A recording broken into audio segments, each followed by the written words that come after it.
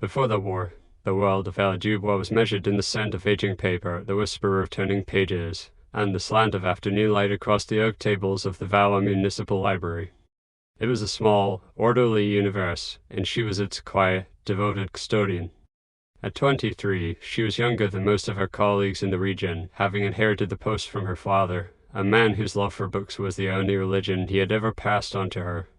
Valois, nestled in a gentle fold of the Loire Valley, was a town that had mistaken its own tranquility for permanence. Its cobblestone streets, half-timbered houses, and the slow, steady flow of the river were the stuff of postcards, a timeless portrait of provincial France. The war, for the first several months, was a distant rumble, a headline in a newspaper that felt as though it were describing another world. Then, in the spring of 1940, the other world arrived. It came not with a roar of cannons, but with a low growl of engines and the unnerving, rhythmic clatter of jackboots on stone.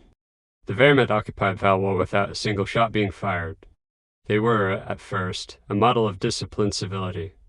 They paid for their bread, complimented the local wine, and posted notices in neat, formal French. But their presence was a shadow that fell over everything, chilling the warmth of the sun, silencing the laughter in the town square. The library, for a time, remained L.S. sanctuary. It was a bastion of the old world, a place where the voices of Voltaire, Hugo, and Rousseau still spoke from the shelves. People came not just to read, but to remember who they were, to breathe an air that was not yet thick with fear. The shadow fell upon the library a month after the occupation began. He arrived on a Tuesday, an officer of the SS, his black uniform a stark, geometric slash against the soft, chaotic beauty of the books. He was not a brutish thug, but something far more dangerous, a man of culture. His name was Obersturmfähigkeit Klaus Richter.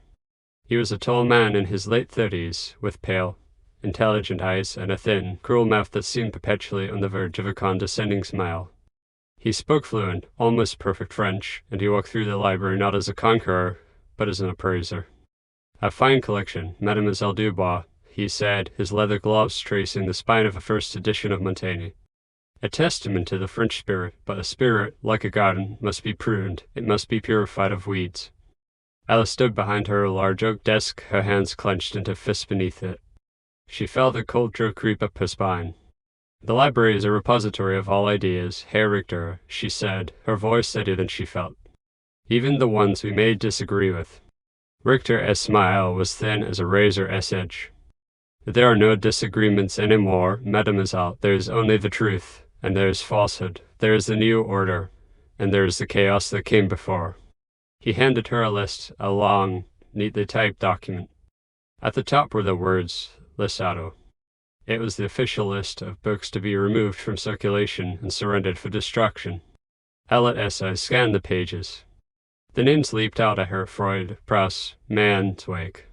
Works by Jewish authors, communists, modernists, freethinkers. It was not a pruning, it was a clear cutting. It was the murder of a forest of ideas. "These are some of our most important works," she whispered, her voice trembling with a rage she dared not show. "They are decadent," Richter replied coolly. "They are the products of a sick and dying culture. We are the physicians, here to cure the disease. You will have these books gathered and ready for collection by Friday. My man will assist you." He turned to leave, then paused at the door. "I am a great admirer of French culture, mademoiselle, the real culture, Racine, Molière, the culture of order, discipline, and beauty. I trust you will cooperate in helping us preserve it by excising the cancer." He was gone. The shadow retreated, leaving behind the chill of his presence and the list, a death warrant for 1,000 souls resting on her desk. Elle looked around her library, at the shelves that held the collective memory of her nation, of the world. He had not come to destroy a few books. He had come to destroy the very idea of the library itself. He had come to burn the stories. And in the sudden, terrible silence of her sanctuary, Ella knew that she could not, would not, let that happen. For 2 days, Ella existed in a state of suspended terror. She went through the motions of her job, the list from Richter lying in her desk drawer like a coiled snake. The townspeople who came into the library could sense the change in her. Her quiet warmth had been replaced by a brittle, focused intensity.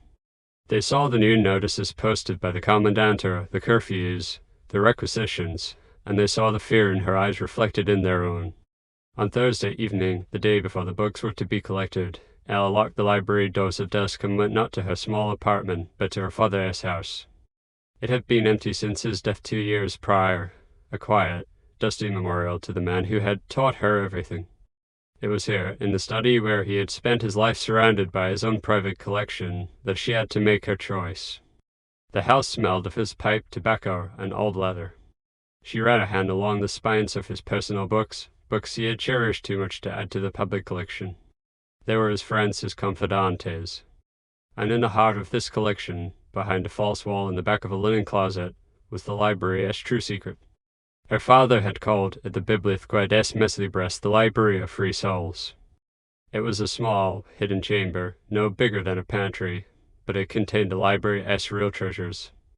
These were the books that were too controversial, too fragile, or too dangerous for the public shelves, even before the war. First editions of banned political treatises, works by radical poets, meager writers, and Jewish intellectuals. Her father had been a quiet man, but his passion for the freedom of the written word was a revolutionary fire. He had been the secret keeper of these dangerous ideas, and he had passed that responsibility on to her. Ella opened the hidden door and stepped inside. The air was cool and still. Here, in the darkness, rested the very cells Richter wanted to extinguish. She ran her fingers over a volume by Walter Benjamin, a German Jewish philosopher who had fled the Nazis. She picked up a collection of poems by Federico Garcia Lorca, murdered by the fascists in Spain. These were not just books. They were refugees. They were the last testaments of free minds. Richter's list, the Lisata, was a direct assault on the secret chamber. Almost every book on his list was represented here in a rare or first edition. He didn't just want to remove the copies from the public library, he wanted to annihilate the ideas themselves. Elle sat on the floor of the hidden room, the weight of an impossible choice pressing down on her. She could obey. She could gather the books from the main library, sacrifice the public copies to save the secret ones. It was the sensible, logical choice. The choice for survival. But she thought of Richter's cold, appraising eyes. He was not a man who would be satisfied with a token gesture. He was a hunter. He would sense a deception. He would dig, he would interrogate, he would tear the town apart until he found what he was looking for. Surrendering the books on his list would be like feeding a wolf a single sheep in the hope that it would leave the rest of the flock alone. But the wolf would not leave. It would simply learn where the sheep were kept. And then there was the principle. The thought of willingly handing over a single volume, of being complicit in this cultural murder, was a betrayal of her father, of her profession, of everything she believed in. She looked at the names on the spines, the silent, waiting souls. A library was not a building, her father had always said. It was a vow. A promise to keep the human conversation alive, across centuries, across borders, across regimes. Her decision, when it came, was not a logical one. It was a primal, instinctive act of defiance. She would not surrender a single book. Not from the public shelves, and certainly not from the secret room. She would save them all. It was an insane, impossible task. She was one woman against the entire German war machine. But in the quiet darkness of her father's hidden library, surrounded by the ghosts of free thinkers and forbidden poets, Léa Dubois made her vow. Richter wanted to burn the stories. She would become their guardian. She would become a librarian of shadows. The vow was made in the silence of the hidden library. The first move had to be made in the frantic, terrifying reality of the next 12 hours. The collection was scheduled for 10 a.m. on Friday. Ella had until dawn to begin the impossible. Her first thought was to hide the books from the list auto. But where? Her father's house was the first place Richter would search if he grew suspicious. Her own small apartment was no better. She needed to scatter them to atomize the collection, to make it impossible to find in a single, sweeping search. She needed help. There was only one person in Valois she could trust with such a dangerous secret, Monsieur Bellamy, the town speaker. He was a gruff, flawed-dusted man in his 60s, a veteran of the Great War who had a deep, abiding hatred for bullies of all kinds, especially those in uniform. His bakery, with its warm, yeasty smells and its constant, pre-dawn activity, was the beating heart of the town's quiet, stubborn resistance. Ella left her father's house and slipped through the darkened, curfew-patrolled streets. The familiar town of her childhood had become a landscape of fear, every shadow a potential threat. She reached the bakery through the back alley, tapping a coded rhythm on the flour-dusted door. Bellamy led her in, his face a mask of concern in the warm, flickering light of the ovens. "Elle, what is it? You look like you've seen a ghost?" "Worse," she said, her voice a low, urgent whisper. "I've seen a monster." In the small, warm office behind the main bakery, she laid out the story. She showed him the list. She told him of her vow. She did not ask for his help directly, she simply stated the impossible task that lay before her. Bellamy listened, his floury hands clasped on the table. When she had finished, he was silent for a long moment. He looked at her, the slender, determined young woman, and he saw the same fire he had seen in the eyes of the young men in the trenches of Verdun. "My grandfather used this bakery to hide priests during the Revolution," he said, his voice a low rumble. "My father used it to hide escaped prisoners during the Great War. It seems it is my turn to uphold the family tradition." He stood up and led her down into the bakery as fast, cool wine cellar. It was a labyrinth of stone arches and dark, cobweb corners. "There are old, forgotten tunnels down here," he said, tapping on a section of the stone wall. "They connect to the cellars of half the buildings on this street. During Prohibition, they were used for smuggling. We will use them to smuggle stories." A plan, desperate and audacious, was born in the pre-dawn hours. Bellamy would rouse a few trusted men, the butcher, the blacksmith, the retired schoolmaster. They would use the tunnels to move the most important books from the public library as back entrance to the cellars of their own shops and homes. Ella returned to the library just as the first grey light of dawn was breaking. She had to prepare the stage for the performance of a lifetime. She couldn't simply tell Richter the books were gone. She had to create a story, a fiction he would believe. She went through the library, a succession records, the large, leather-bound ledgers that documented every book that had ever entered the collection. With a bottle of ink, a pen, and a trembling hand, she began to commit an act of archival heresy. She began to alter the records. For each book on Richter's list, she found the entry in the ledger. Carefully, she wrote a new notation in the margins, deaccessioned, 1938 damaged or withdrawn from collection, 1939 low circulation. She was creating a paper trail, a history of a collection that had been pruned not by a Nazi officer, but by the prudent, bureaucratic hand of a librarian. It was a tedious, nerve-wracking process. Every forged entry was a small act of treason, a lie that could cost her her life. As she worked, she could hear the faint, subterranean sounds of Bellamy's network in action. The scraping of crates, the muffled whispers. The books were on the move. The library of free souls was being scattered into the darkness, its pages entrusted to the care of ordinary, decent people who had chosen to resist. At 9:45 a.m., she was finished.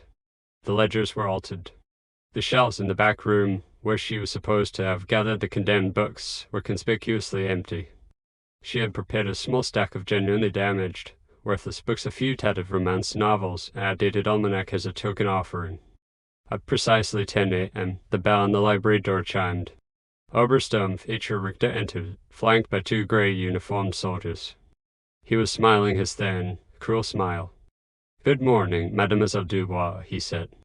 "I trust you have had a productive few days. Show me what you have for me." Aladdin's heart was a frantic bird against her ribs, but her face was a mask of calm, professional composure. She was a librarian, and this was the performance of her life. "Good morning, Herr Richter," she said, her voice cool and steady. "There seems to have been a misunderstanding." Richter's smile faltered, replaced by a look of cold, impatient inquiry. "A misunderstanding?" Ella gestured to the small, pathetic stack of damaged books on a cot. "This is all I have for you. The other books on your list, they are not here." One of the soldiers took a half-step forward, his hand resting on the stock of his rifle, but Richter held up a gloved hand, silencing him. His pale eyes narrowed, fixed on Elle. "Explain." "As you can see, our library is quite old," Ella began, her voice a model of bureaucratic efficiency. She walked over to her desk and opened one of the large, fake ledgers. "We have been undergoing a process of deaccessioning for the past few years, removing damaged or rarely read books to make room for new acquisitions. It seems that most of the titles on your list were, unfortunately, part of this process." She ran her finger down a page, her hand remarkably steady. Here, for example, under guide, withdrawn in 1939 due to severe water damage to the entire collection, and here, Stiffensweg, deaccession in 1938, low circulation. It seems our little town is not as intellectual as one might hope. She was using the language of his own system, order, bureaucracy, records against him. She was presenting him not with defiance, but with a tedious, frustrating administrative problem. Richter walked over to the desk and stared down at the ledger. He saw the neat, dated entries in the margins. He saw the official library stamp. He could not, with his naked eye, see that the ink was barely dry. He was a man who believed in the authority of the written record, and Ella had fabricated a record that was, on its surface, impeccable. He was suspicious. She could see it in the tightening of his jaw. He had expected fear, tears, perhaps a futile, passionate protest. He had not expected this calm, professional librarian and her dusty, inconvenient books. "You are telling me," he said, his voice dangerously soft, "that it is a simple coincidence that the very books the Rye has identified as undesirable are the same books your library has coincidentally discarded over the past 2 years." "It is a surprising coincidence, Herr Richter," Al replied, meeting his gaze. "But a librarian deals in facts, not coincidences. The records are quite clear." For a long, terrible moment, he stared at her, his pale eyes trying to bore into her soul, to find the lie. Ella held her breath. The entire future of her town, of her secret library, rested on the single, audacious bluff. Finally, he gave a short, sharp sigh of frustration. He could order a search, of course. He could tear the library apart. But on what grounds? The librarian had a plausible, if infuriating, explanation. To make a scene would be an admission that he had been outmaneuvered by a provincial gal and her filing system. It would be an embarrassment. "Very well, Mademoiselle Dubois," he said, his voice dripping with unconcealed sarcasm. "It seems the Rye was preceded in its cultural purification by the diligent housekeeping of the Valois Municipal Library. How fortunate." He gestured to his soldiers. "Take this rubbish." The soldiers loaded the small stack of worthless books onto a truck. Richter gave Ella one last, lingering look, a look that promised he was not finished with her, and then he was gone. The moment the door closed, Ella's legs gave way. She sank into her chair, her body trembling with the aftershock of the confrontation. She had won. She had won the first battle. The victory, however, was a terrifying one. She had not fooled Richter, not really. She had only delayed him. She had made herself his personal adversary. He would be watching her now, waiting for her to make a mistake. But her small act of defiance had sent a ripple of hope through the town. That evening, the butcher slipped her an extra sausage. The blacksmith gave her a nod of profound, silent respect, and Monsieur Bellamy, the baker, left a warm, crusty loaf of bread on her doorstep. Tucked inside the wrapping was a note. It contained a single word: courage. Ella knew that this was only the beginning. Hiding the books was not enough. She had to create a new kind of library, a secret, underground network for sharing the forbidden stories. She had to connect scattered cellars into a web of whispers. Her code name, chosen by Bellamy, was Le Papillon, the butterfly, a fragile creature that could travel silently, carrying the seeds of new life from one hidden place to another. Over the next few months, the web took shape. Ella created a new, secret catalogue, a coded system that existed only in her mind, mapping which book was hidden in which cellar. She used a network of couriers, mostly young boys and girls who were less likely to be stopped and searched, to move the books from one safe house to another. One of these was Pierre, a clever, quick-footed boy of 12 whose father had been taken as a prisoner of war. He became her most trusted agent. They would receive requests. A doctor who needed to consult a forbidden medical text by a Jewish professor from Vienna. A teacher who wanted to secretly read a banned poem to her students. A young couple who simply wanted to read a love story that was not filled with hatred. Elle, the butterfly, would dispatch Pierre, the little messenger, with a book wrapped in butcher's paper or hidden in a basket of vegetables. It was a dangerous, nerve-wracking enterprise. Every transaction was a risk. Every shared story was an act of treason. One afternoon, Pierre was returning from a delivery, his basket empty, when he was stopped by a German patrol just outside the library. Ella watched from the window, her heart frozen in terror. An officer questioned the boy, his hand resting on his pistol. Pierre, with the innocent, wide-eyed charm of a child, explained he was just returning the basket to the baker. The officer, seeing nothing but an empty basket, waved him on. Pierre slipped into the library, his face pale but his eyes bright with the thrill of his narrow escape. He had not broken. The web had held. Elle looked from the boy to the shelves of her quiet, purified library. The real library, the library of free souls, was no longer a place. It was a network. It was a secret, beating hard, pumping forbidden knowledge and defiant hope through the darkening arteries of her occupied town. The autumn of 1940 brought a new kind of cold to Valois. It was the chill of a permanent occupation, the grim acceptance that the shadow was here to stay. The German presence became more entrenched, the rules stricter, the faces of the soldiers harder. And Obersturmfechter Richter, having been frustrated in his first attempt at cultural purification, did not forget the quiet librarian who had defied him. He became a regular, unnerving presence at the library. He would arrive unannounced, his polished boots echoing in the quiet hall, and simply browse. He never checked out a book. He never asked for a recommendation. He would wander the stacks, pulling a volume from a shelf, his gloved fingers tracing the text, his pale eyes scanning the pages. Ella understood his strategy perfectly. He was not just browsing books, he was studying her. He was watching for slip, a sign of anxiety, a clue that would betray the existence of the secret she was keeping. His visits were a form of psychological warfare, a constant, silent reminder that he was there, that he was suspicious, and that he was patient. Their conversations were a chess match of veiled threats and careful deflections. He would stand by her desk, holding a volume of Racine, and speak of the beauty of a well-ordered state, of the necessity of removing discordant elements for the good of the whole. He was talking about books, but he was also talking about people. A library, like a society, is an ecosystem, mademoiselle, he said one afternoon, his voice a low, conversational purr. If you allow the weeds to grow, they will choke the flowers. It is the duty of the gardener to be ruthless. Sometimes, Herr Richter, Ella replied, her eyes not leaving the catalogue card she was typing, one person as sweet as another person as wildflower. His thin mouth tightened. A dangerous philosophy, Mademoiselle Dubois, anarchy masquerading as sentiment, it is the kind of thinking that leads to chaos. His most terrifying visit came in November. He arrived with a small, leather-bound book in his hand. It was a collection of poems by the German Jewish poet Heinrich Heine. It was not in the original Listato, but Ella knew it was one of the most treasured volumes in her father's secret collection. I have a particular fondness for Heine, Richter said, placing the book on her desk. A tragic figure, a German of immense talent who was corrupted by the French disease of irony and dissent, so much potential wasted. He opened the book to a specific page, a page he had marked. Do you know his most famous line, mademoiselle? He asked. Ella's blood ran cold. She knew the line by heart. Dort, wo man be share verbrant man or a man mention, she recited, her voice a near whisper. Or they burn books, they will also, in the end, burn human beings. Richter smiled, a genuinely chilling expression.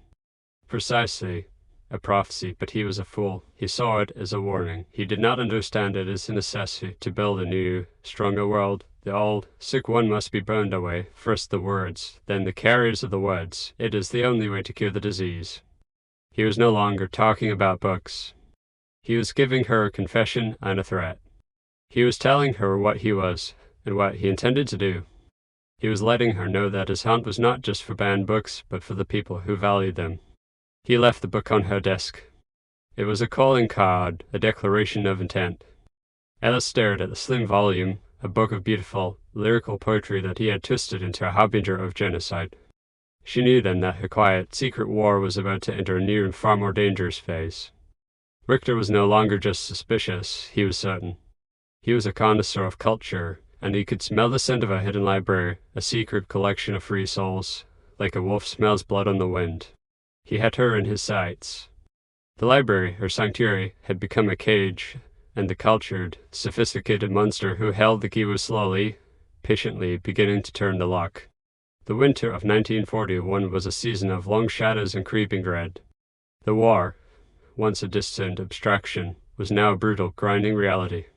Food was scarce, coal was scarcer, and fear was the most abundant commodity in Valois. The German presence had lost its veneer of civility and was now a raw, occupying force. Soldiers patrolled the streets with a new arrogance, and the black uniform of the SS was a common and terrifying sight. LS underground library, the Web of Whispers, was the town's most dangerous and vital secret. It was a lifeline of the mind, a small, defiant flame against a world growing dark. The network had become more sophisticated, its routes more complex. Here her young courier now knew the town's secret arteries better than anyone, his deliveries of books a small, steady pulse of intellectual resistance. But the nature of that resistance was about to change.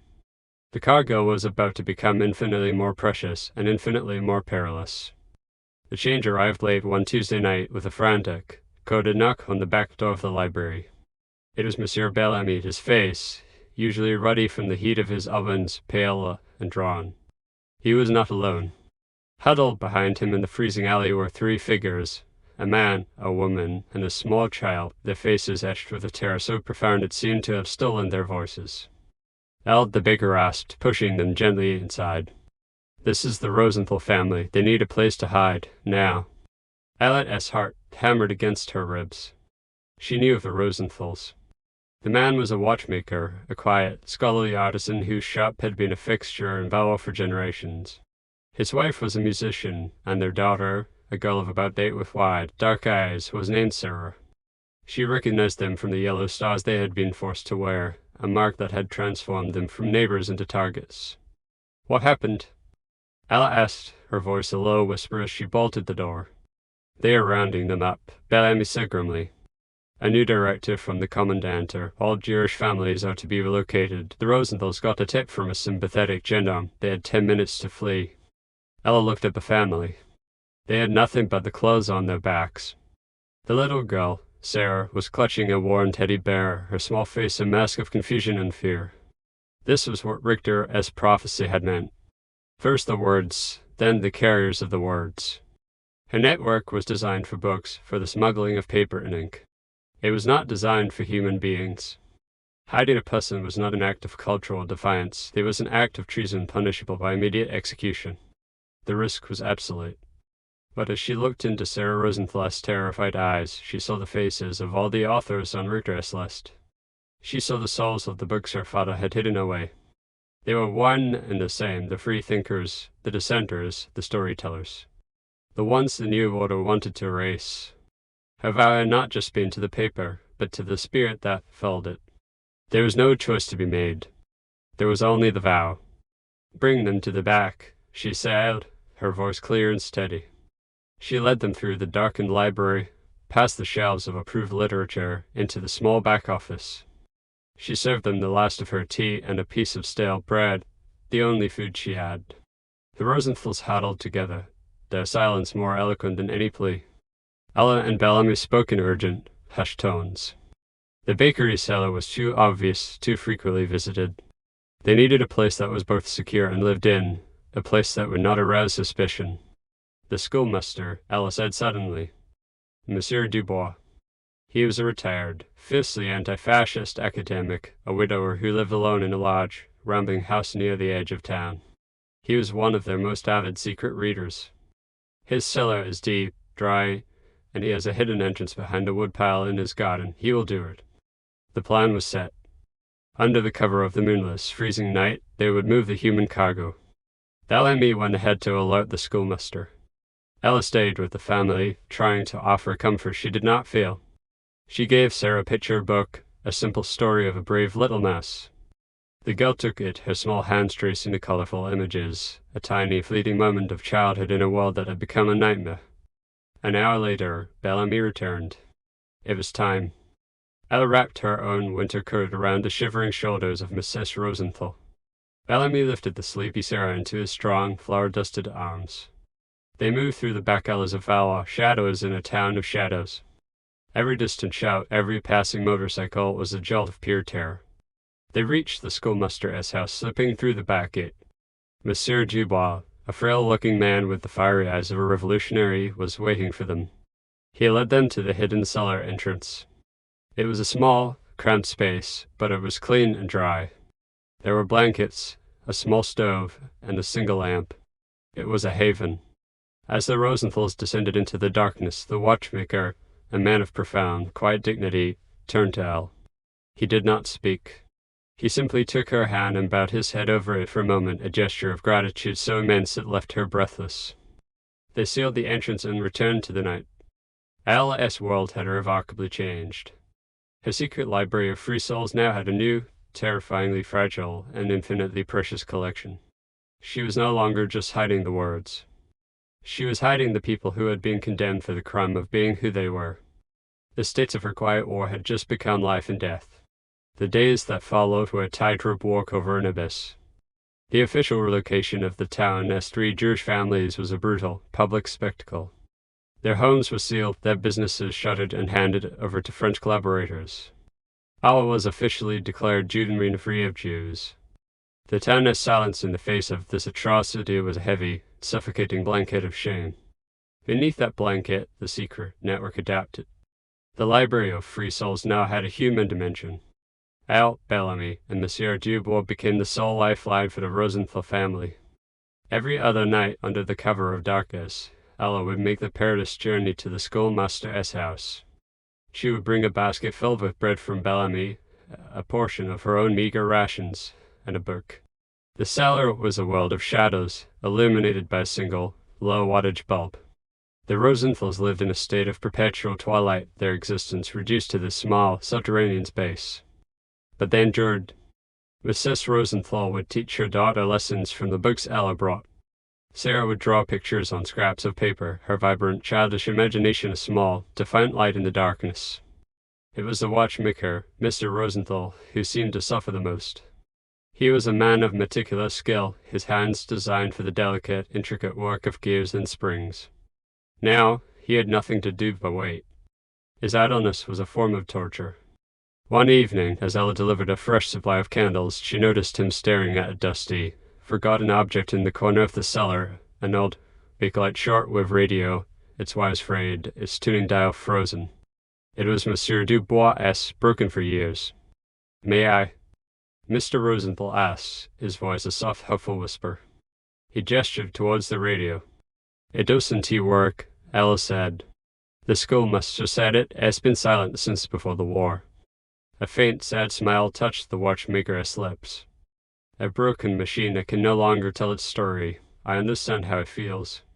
He ran a gentle, expert hand over the casing. Perhaps I could try to fix it. It would give my hands something to remember." Ella felt a jolt of fear. A working radio was a death sentence. The Germans had forbidden anyone from listening to foreign broadcasts, especially the BBC. Possession of a functioning shortwave was considered an act of espionage. But she also saw the spark in Mr. Rosenthal's eyes, the first she had seen since he had gone into hiding. It was the spark of purpose, of a craftsman seeing a problem he could solve. To deny him this would be another form of cruelty. "I will ask the schoolmaster," she said. Monsieur Dubois, a man who believed that knowledge was always worth the risk, readily agreed. Over the next few weeks, a strange, secret project took shape in the cellar. Elle, using her network, smuggled in the necessary supplies, fine copper wire from the blacksmith, a soldering iron procured by a sympathetic electrician, a new vacuum tube that Bellamy managed to acquire from a German supply truck. Mr. Rosenthal was transformed. In the dim cellar light, bent over the guts of the old radio, he was no longer a refugee, he was an artist. He worked with a surgeon-esque precision, his long, delicate fingers reconnecting the broken circuits, bringing the machine-esque dead nerves back to life. For Elle, the radio represented a terrifying new frontier. Her resistance had been a quiet, internal one, a war of the mind fought with paper and ink. The radio was a bridge to the outside world, to the real war, the one of spies and soldiers and coded messages. It was a leap from passive defiance to active resistance. One freezing night in January, she arrived at the schoolmaster's house to find an atmosphere of tense, electric excitement. Monsieur Dubois led her down to the cellar. Mr. Rosenthal was standing beside the radio, a pair of headphones over his ears. He looked up at her, and his face was illuminated by a smile of pure, triumphant joy. He handed her the headphones. She put them on, her hands trembling. She heard a crackle of static, a hiss of a distant signal fighting its way across the ether. And then through the noise a voice. It was faint, distorted, but unmistakably clear. A man's voice speaking French with a crisp English accent. Ice Islanders as the voice began. Les Français parlant aux Français. Here London. The French speak to the French. It was the BBC. It was the voice of free France. It was a voice from a world she thought had been lost forever. Tears streamed down Ella's face as she listened. It was a voice that said they were not alone. It was a voice that promised that the story was not over. Mr. Rosenthal, the quiet watchmaker, had not just repaired a broken machine. He had given them a weapon. He had given them a voice. He had given them hope. The radio changed everything. It transformed the cellar from a simple hiding place into the secret heart of Valois resistance. Every night, Monsieur Dubois and Ella would huddle around the machine, a blanket draped over their heads to muffle the sound, and listen.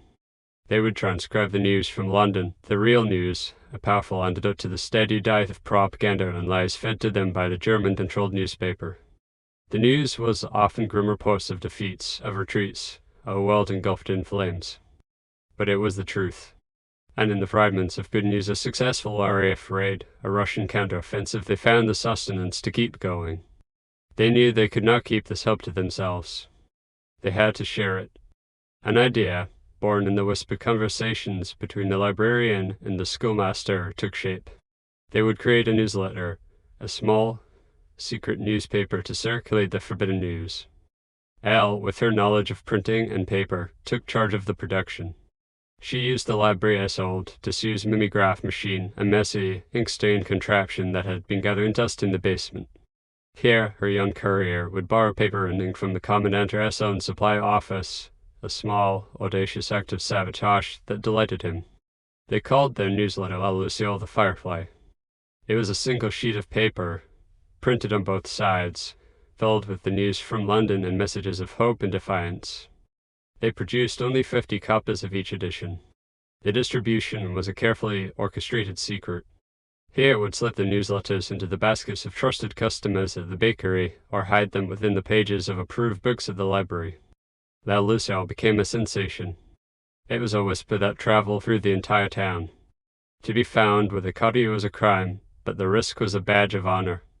It was a sign that Valois had not surrendered, that its spirit was still fighting. The success, however, came at a price. The German command, and specifically Obersturmfechter Richter, was enraged by this new, invisible enemy. The appearance of La Lucille was a direct challenge to his authority, a sign that his control over the tyrannous mind was not as absolute as he believed. The pressure on the town intensified. Curfews were extended. Rations were cut. And a new, terrifying tactic was employed, random house-to-house searches. The official reason was to look for contraband food or illegal radios. But Ella knew the real reason. Richter was hunting. He was looking for the source of the Firefly's light. The searches spread a new wave of terror through the network. Their secret cellars, once safe havens for forbidden books, were now potential traps. The strain began to show.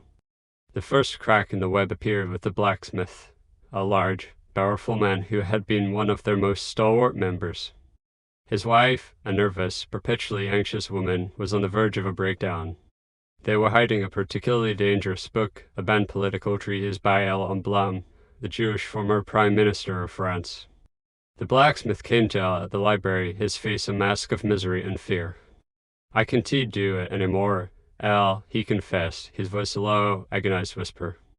"My wife, she doesn't sleep. She jumps at every sound. The searchers, they came to our street last night. If they find that book, they will shoot us both. My children will be orphans." Ella felt a chill of fear, but also a pang of profound sympathy. She could not condemn him. Courage was not a constant fire, it was a small flame that had to be carefully tended, and the blacksmith's flame was flickering, in danger of being extinguished by a fear for his family. "I understand," she said, her voice gentle. "We will move the book tonight." But the move itself was a huge risk. It meant exposing the book and the courier to the street patrols. That night, Ella and Pierre executed their most dangerous operation yet. While the blacksmith stood guard, his massive frame trembling, Pierre slipped into the cellar and retrieved the book. He hid it in a specially designed school satchel with a false bottom. He had to carry it across town to the cellar of the butcher, a man whose courage was as solid as a side of beef. The journey was only a few hundred meters, but it was the longest journey of a boyish young life. He was stopped once by a patrol. They searched his satchel, but found only a schoolbook and a half-eaten apple. They did not look in the false bottom. The book was moved. The web had held, but a crack had appeared. Ella knew that fear was a disease as contagious as any plague. If it could break the blacksmith, it could break others. Richter was not just searching their homes, he was searching their souls, hunting for the weakest link. The Librarian of Shadows knew her quiet war had just become a desperate battle to hold her fragile network of courage together. The successful transfer of the blonde book was a small victory in a climate of escalating fear. The random searches continued, a constant, nerve-shredding pressure designed to break the town's spirit of defiance. Ella felt as though she was a weaver of a delicate web, constantly rushing to repair a thread here, strengthen a connection there, all while a giant, malevolent spider circled, watching and waiting. Her greatest source of strength, and her most dangerous secret, remained the shortwave radio in the schoolmaster's cellar. The voice of London was a nightly transfusion of hope, a reminder that they were part of a vast, global struggle. The news, transcribed by L.A.'s meticulous hand, became the lifeblood of La Luciole, which had grown in importance with every new German restriction. It was the town's only source of truth, a flickering candle in a hurricane of lies. The production and distribution of the newsletter had become a work of art in itself. Monsieur Dubois, the schoolmaster, had a brilliant, academic mind. He began to add small essays to the newsletter, historical parallels to their own struggle, quotes from the very philosophers Richter sought to erase. He was fighting a war of ideas on a single sheet of smuggled paper. Bellamy, the baker, devised ever more ingenious ways to hide the coppers in his loaves of bread, a small pocket of air baked into the side of the loaf, the folded newsletter message in a bottle of crust. Ella S. Roll was the most perilous. As the Papillon, she was the central node of the network. She knew where all the books were hidden. She knew the identities of all the members. She knew about the radio. She knew about the Rosenthal's. The entire secret history of the town's resistance was stored in her head, a catalogue far more dangerous than any in her library. Richter, for his part, seemed to take the existence of La Luciole as a personal insult. He saw it, correctly, as a direct challenge to his intellectual authority. He became obsessed with finding the source. He brought in a team of signals specialists from Paris to try and locate the illegal radio he was sure existed. They swept the town with their detection equipment, their strange, spidery antennas, a new and sinister sight on the streets of Valois. Every night, as Ella and Monsieur Dubois listened to the radio, they were acutely aware that they were a beacon in the darkness, and that men were actively searching for their light. They took precautions, stringing a long, thin antenna wire out of the cellar and up into the branches of a dense oak tree, but they knew it was only a matter of time. One evening, in the early spring of 1942, the voice from London was different. After the usual news broadcasts, a new announcer came on, a woman. Her voice was calm, clear, and filled with a steely resolve. She began to read a list of names. They were the names of French men and women who had been executed by the occupying forces for acts of resistance. She read each name slowly, with a quiet reverence, followed by the name of their hometown. It was a litany of martyrs, a broadcast of defiance that transformed the radio from a source of information into a sacred text. As Ella listened, tears streaming down her face, she understood the true power of what they were doing. They were not just sharing news, they were keeping memories alive. They were refusing to allow the names, the stories, of the fallen to be erased. The broadcast ended with a new, coded message, one they had not heard before. "The butterfly will find its wings in the spring," the announcer said, her voice clear and precise, before the broadcast dissolved into static. Ella and Monsieur Dubois stared at each other, their hearts pounding. Le Papillon. Her code name. It couldn't be a coincidence. It was a message. From whom, they didn't know. But it was a sign that their small, isolated pocket of resistance was not as isolated as they thought. Someone, somewhere, in the vast, shadowy world of the French resistance, knew they existed. They had been heard. This knowledge was both terrifying and exhilarating. It meant they were part of something larger, a real, organized network. But it also meant that their small town and their quiet librarian were now officially on the front lines of a secret war. The risks had just multiplied tenfold. The next edition of La Luciole was the most powerful they had ever produced. It contained the list of the executed, a roll of honor that spread through the town like a sacred text. And at the bottom, Monsieur Dubois added a single, defiant line from a book that was hidden in the butcher's cellar, for in the dark, the fireflies shine brightest. The publication of the martyrs list in La Luciole was a profound and transformative event in Valois. It changed the mood from one of sullen, fearful compliance to one of quiet, steely mourning and shared defiance. Small, anonymous bouquets of wildflowers began to appear at the base of the town's war memorial. It was a silent, powerful protest, an act of collective remembrance that enraged the German command. Obersturmfechter Richter knew he was losing his grip on the town's soul. He had purified the library, but he had failed to purify their minds. La Luciole was a constant, mocking reminder of his failure. His hunt for the source, for the illegal radio and the secret press, became a cold, relentless obsession. He saw the firefly as his personal nemesis, and the butterfly as the ghost he could not catch. He knew, with the chilling intuition of a predator, that the intellectual heart of the resistance was centered around the town's known intellectuals. And the most respected, most stubbornly independent intellectual in Valois was the retired schoolmaster, Monsieur Dubois. Richter decided to make his move. It was a gambit of breathtaking cruelty, designed not just to capture a single man, but to shatter the entire network of trust and courage that Ella had so carefully woven. He didn't arrest the schoolmaster for producing a newsletter. He had no proof. Instead, he used the radio as a pretext. One afternoon, 2 black SS cars screeched to a halt outside Monsieur Dubois' quiet, respectable house. SS soldiers, led by Richter himself, stormed the building. They didn't find the radio. It was safely hidden, along with the Rosenthal family, in the secret cellar. But they didn't need to. They planted a small, portable listening device in his study. The discovery of this device was all the proof they needed. Monsieur Dubois was dragged from his home in full view of his horrified neighbors. He did not struggle. He walked with a quiet, academic dignity, his head held high, his gaze sweeping over the faces of the townspeople who had gathered, a silent, final lesson in courage. The news of their arrest spread through Valois like a shockwave. For the members of the network, it was a cataclysm. Ella was in the library when Pierre burst in, his face chalky with fear and panic. They've taken him, the boy gasped. The schoolmaster, the SS, they've taken him. Ella's blood ran cold. She felt a dizzying, sickening sense of vertigo. The schoolmaster, their intellectual beacon, their partner in defiance, was in Richter's hands. He was an old man. She knew he would not survive the interrogation. But then, a second, even more terrifying realization hit her with the force of a physical blow. The Rosenthal's. The watchmaker, his wife, and their little girl. They were still there. They were trapped in the secret cellar of a house that was now a crime scene, a house that would be swarming with SS soldiers. Richter, in his cruel genius, had not just captured the shepherd.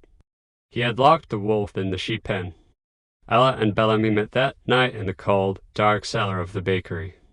The air, usually warm with the scent of yeast and hope, was thick with despair. Yes, a trap, Bellamy said, his voice a low, gravelly groan. He slammed his fist on a wooden crate.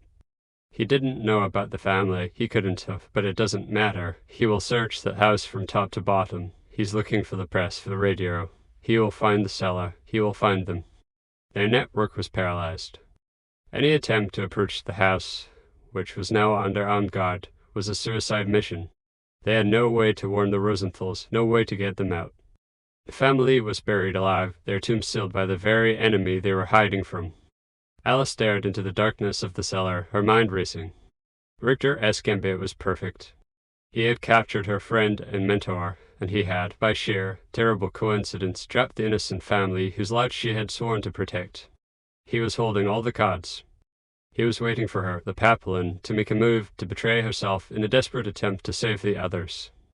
The weight of her responsibility, of all the lives that now depended on her, was a crushing physical force. The quiet librarian of Valois was trapped. Her web of whispers had become a web of steel, and it was about to be pulled shut. For 2 days, despair was a physical presence in Valois. It settled in the cold, Down bare of the bakery cellar where Ella and Bellamy held their desperate, whispered counsels. The schoolmaster was gone, swallowed by the Gestapo prison in the nearby city of Tours. The Rosenthal family was buried alive, their food and water dwindling, their fate hanging by the thinnest of threads. The house was watched day and night by SS guards. The trap was perfect. Ella felt the weight of her choices pressing down on her. Every book she had saved, every newsletter she had printed, every life she had touched, seemed to lead to this single, hopeless moment. Richter had won. He had played his hand, and now he was simply waiting for the inevitable, for the search of the house to uncover the family, or for Papillon to make a foolish, desperate move and fly directly into his web. On the third night, something inside Ella shifted. The crushing weight of fear and grief did not break her, it forged her into something new. The quiet, cautious librarian, the weaver of a defensive web, was gone. In her place was a woman who understood that the only way to beat a predator was to stop acting like prey. Richter was playing a chess game, and she had been responding to his moves. It was time to knock over the board. She was sitting in her father's dusty, silent study, the place where her vow had been made. His books, his friends surrounded her. She sought an answer not in works of philosophy, but in books of strategy, in the histories of forgotten wars and audacious rebellions. She needed a new story, a fiction so powerful it could reshape reality. An idea, born of desperation and a librarian's understanding of the power of the printed word, began to form. It was an idea of breathtaking audacity, a gambit so insane it might just work. She went to the bakery before dawn. Bellamy was in the cellar, his face grey with exhaustion, pacing like a caged bear. "It is hopeless," he growled. "We can't get near the house. Pierre has been watching. They have 2 guards, day and night. We are going to fail them, Al. We are going to fail." "No," Alice said, and the quiet, steely certainty in her voice made the big baker stop his pacing. "We are not going to fail. We are going to change the story." She laid out her plan. Richter's power, she explained, was based on his absolute control and his intellectual arrogance. He saw himself as the smartest man in the region, the master puppeteer. The key to defeating him was to create a scenario he couldn't control, to introduce a higher authority, a greater fear. "We are going to give him a ghost," she said, her eyes burning with a cold, clear light. "A ghost he will be terrified of." The plan was to fabricate a complete, official-looking set of documents announcing the imminent, surprise arrival of a high-ranking Gestapo official from Paris. Not just any official, but a notorious stand-up patron known as the Butcher of Lyon, a man whose reputation for ruthless, unforgiving efficiency was legendary. The reason for his visit, according to the documents, would be to investigate the failure of local command to suppress partisan activity, specifically the continued publication of La Luciole. "Richter is a proud man," Elle explained, her voice low and urgent. "His entire career is built on his image as a cultured, efficient officer. The only thing he fears more than the resistance is his own superiors. An investigation for incompetence would be a death sentence for his career, perhaps literally." Bellamy stared at her, his mouth agape. "You want to invent a Gestapo inspection?" "We will do more than invent it," Elle said.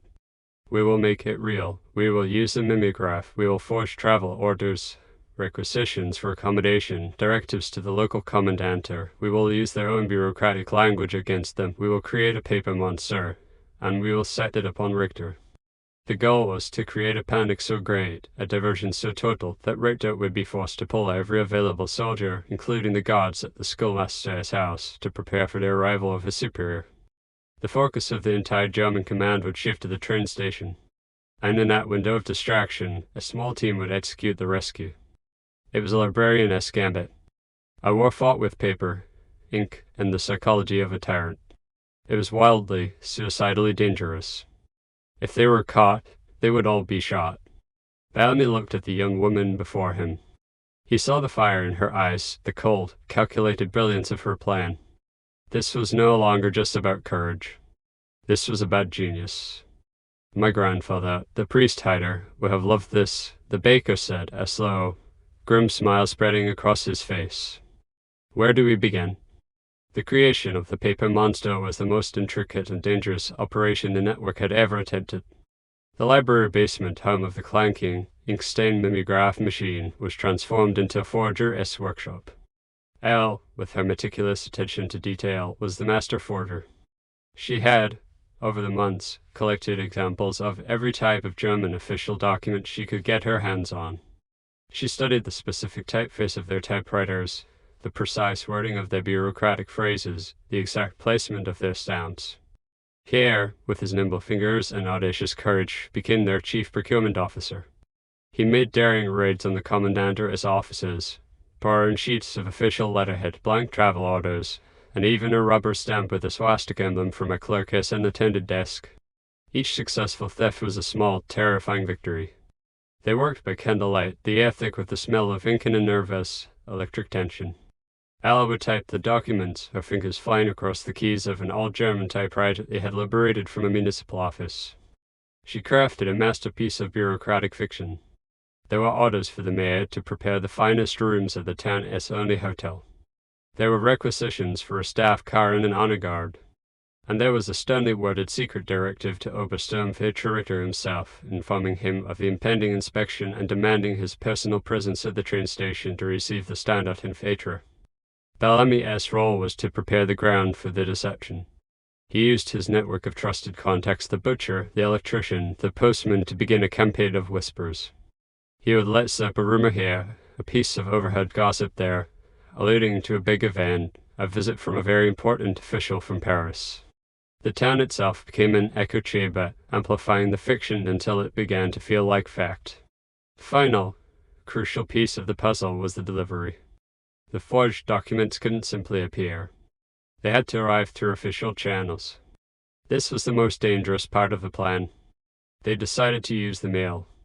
The postman, a member of their network, would discover a misplaced bag of official German mail from the morning train.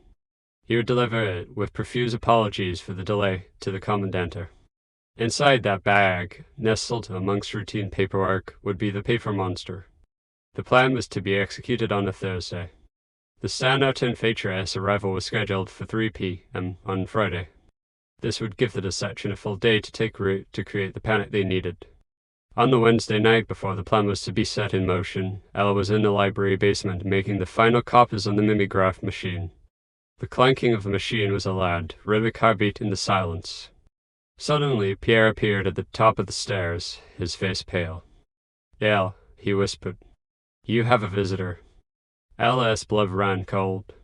She quickly covered the machine and the forged documents with a heavy canvas sheet. She went upstairs. Standing in the darkened main hall of the library was a man she had never seen before. He was dressed in the simple clothes of a farmer, but he did not have a farmer's eyes. His eyes were sharp, watchful, and intelligent. "Mademoiselle Dubois?" he asked. His French was perfect, but there was an accent she couldn't quite place. "I am," she said, her heart pounding. The man smiled, a small, weary gesture. "My name is Jean-Luc. I was told to find a butterfly here." He paused, his eyes scanning the shelves. "I was also told that the butterfly might need a place to land its wings." It was him. The contact. The promise from the London broadcast. Help had arrived. And it had arrived at the most critical moment imaginable. Jean-Luc was not his real name.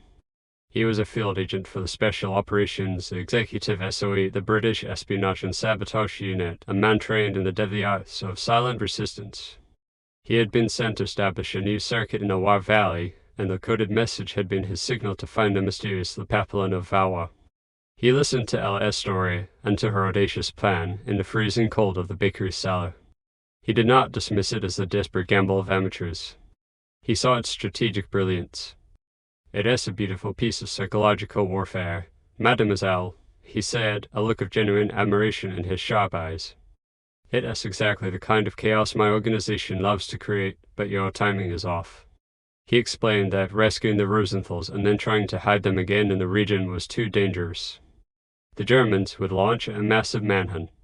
The family needed a way out, a clean escape route to the unoccupied zone, and eventually to Spain. "I can provide that," he said. "There is an escape line that runs through these hills. I have contacts, safe houses, a way to get them across the border, but I need 2 days to set it up. You need to delay your ghost train." The plan was quickly, expertly modified. Jean-Luc, the professional, added a new layer of deadly precision to the Librarian's gambit. The forged documents would be delivered on Friday, scheduling the standout and feature as arrival for Saturday afternoon. This would give the town a full day to descend into panic, and it would give Jean-Luc the time he needed.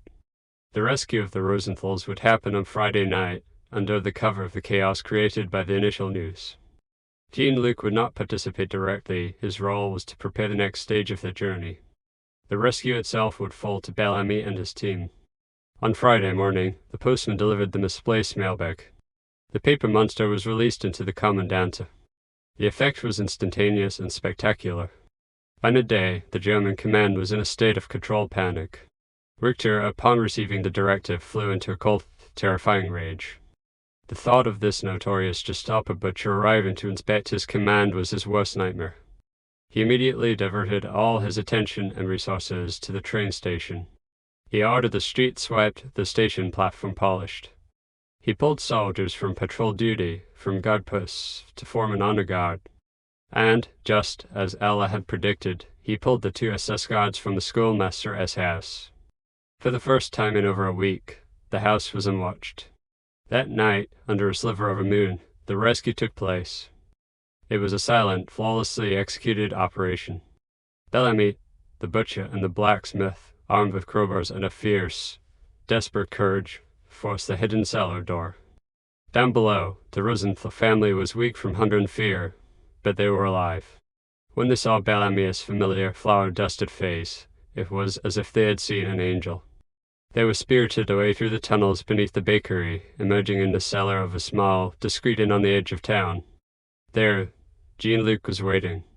He had food, warm clothes, and a new set of false identity papers for the family. In the dim light of the inner cellar, Mr. Rosenthal, the watchmaker, turned to Elle. He was holding a small, heavy object wrapped in cloth. He pressed it into her hands. It was the shortwave radio, its delicate circuits now housed in a small, portable wooden box. A story should always have a voice, the watchmaker whispered, his eyes filled with a gratitude that needed no other words. Ella watched as the family was led away into the night by Jean-Luc, on the first leg of their long journey to freedom. She had done it. She had saved them. Her wings, the wings of a butterfly, had carried them to safety. But her own war was not yet over. Richter Esco's train was due to arrive in less than 24 hours. Saturday afternoon was a spectacle of high farce and taut nerves. The entire German garrison of Valois seemed to be concentrated at the train station. The platform was immaculate. A double line of SS soldiers, polished to perfection, stood at rigid attention. At the head of the formation stood Obersturmfechter Klaus Richter, his face a pale, strained mask of anxious formality. The townspeople watched from a distance, a current of secret, triumphant amusement running through the crowd. They knew a secret the Germans did not. They knew the train was carrying a ghost. The 3:15 train from Paris pulled into the station with a hiss of steam. Doors opened. Passengers disembarked, weary travelers, a few businessmen, a woman with a crying baby. But there was no Standartenfechter. There was no Gestapo entourage. Richter waited. The train conductor gave the all-clear. The train began to pull away. The platform was empty, save for the honor guard and their increasingly foolish-looking commander. The realization dawned on Richter's face, a slow, sickening wave of crimson. He had been played. There was no inspection. There was no Standartenfechter. He had been tricked, made a fool of in front of the entire town and his own men. His cold fury was terrible to behold. He knew, with an absolute and chilling certainty, who was responsible. He stormed away from the station, his men scrambling to follow. He went directly to the library. Ella was waiting for him. She was at her desk, calmly stamping a small pile of new books. The library was quiet, filled with the soft, peaceful light of the late afternoon. Richter burst through the doors, his face a thundercloud. He strode to her desk and slammed his gloved fist down upon it, the sound of gunshot in the silence. "You," he hissed, his voice a low, venomous snarl. "This was you, your little game, your paper monster." Ella looked up at him, her expression calm, her gaze steady. She did not flinch. "I am a librarian, Herr Richter," she said, her voice quiet. "I deal in books, not monsters." "Do not play the innocent with me," he roared. "The schoolmaster's house is empty, the prisoners are gone. You created that entire farce to get them out. The schoolmaster had prisoners. Ella asked a faint, questioning arch to her eyebrow. I had not heard. I only heard that he had been arrested. A great tragedy for the town. He was a man of immense learning. He stared at her, his chest heaving with a rage that had no outlet. He had no proof. He had a forged set of documents that had made him a laughingstock, an empty cellar, and a quiet librarian with an infuriatingly calm demeanor. He could arrest her. He could have her shot. But it would be an admission of his own humiliating defeat. It would be the act of a brute, not a cultured connoisseur of power. As he stood there, trembling on the verge of violence, the door of the library opened again. A young Vermont lieutenant entered, his face pale and urgent. He clicked his heels and gave Richter a salute. Obersturm Atra, the lieutenant said, his voice strained. A message from headquarters in Tours. It is about the prisoner, Dubois. Richter turned his glare on the young officer. What about him? He is dead, sir, the lieutenant reported. He collapsed during interrogation an hour ago. A heart failure, the doctors say. Monsieur Dubois was dead. He had died under torture, but he had not talked.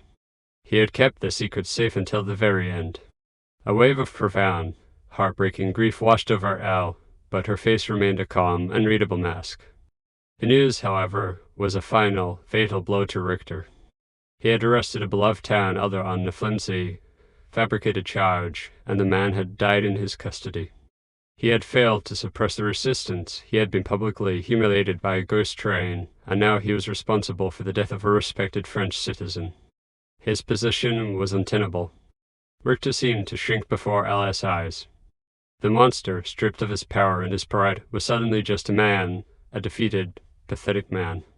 He gave her one last look, a look of pure, impotent hatred, and then he turned and walked out of the library, his war with the Librarian of Valois finally over. Klaus Richter was recalled to the Eastern Front 2 days later, a transfer that was universally understood to be a punishment. He disappeared from Valois, leaving behind only the ghost of his tyranny and the memory of his defeat. The war was not over. A new, more brutish, and less intelligent commander was installed. The occupation continued for 2 more long, brutal years. But something in Valois had changed. The network, forged in secrecy and tempered by Richter's terror, had become stronger, more resilient. They had faced the monster and won. Elle, the Papillon, continued her quiet work. The mimeograph machine in the library basement continued to produce La Lucille. The web of whispers continued to circulate the forbidden books. And the small, portable radio the watchmaker's gift continued to bring the voice of hope into the town's darkest corners. They helped others now. Jean-Luc, the SOE agent, used their network to help down Allied airmen escape across the Pyrenees. LS Library of Shadows had become a vital station on the long, secret railway to freedom. The liberation of Valois came in the summer of 1944. The townspeople, emboldened by the news of the Allied landings in Normandy, rose up, their quiet resistance finally exploding into open rebellion, fighting alongside the Free French forces. Elle watched from the library window as the German garrison surrendered. She saw Bellamy, the baker, his face streaked with gunpowder, hoisting the French tricolor over the commandant. She saw Pierre, no longer a boy but a tall, proud young man of the Marquis, a rifle slung over his shoulder. When the fighting was over, one of the first acts of the newly liberated town was to march to the library. They did not come to cheer. They came with a quiet reverence. One by one, from cellars and attics and hidden closets all over town, they returned the books. The butcher brought back Voltaire. The blacksmith returned Rousseau. The entire, scattered collection of the Library of Free Souls was brought home. Alice stood at the door, tears streaming down her face, as she accepted each volume, each a survivor, each a testament to the quiet courage of ordinary people. In the years that followed, the library was rebuilt. It became a famous institution, a memorial to the power of the written word to resist tyranny. Ella remained its custodian until she was an old woman, her hair as white as a fresh page. She received letters. One, a few years after the war, came from London. It was from the Rosenthals. They had made it to safety. Sarah was in art school, her talent shining brightly. Enclosed was a small, delicate watercolor of a butterfly resting on an open book. Another letter came from Pierre, who had gone to university in Paris and become a respected historian, his life's work dedicated to documenting the stories of the French resistance. Monsieur Dubois was buried in the town cemetery, his headstone bearing the simple inscription, "A teacher of courage." Ella would sometimes sit in her quiet, peaceful library, the afternoon sun slanting across the oak tables, and think of those dark years. She had never fired a gun. She had never thrown a bomb. Her only weapons had been paper, ink, and a belief in the unbreakable spirit of the stories she protected. A young student once asked her what she had learned from the war. Ella looked up at the shelves, at the thousands of voices waiting to be heard. "I learned that a library is not a place to escape the world," she said, her voice a soft, clear whisper. "It is a place to find the courage to face it."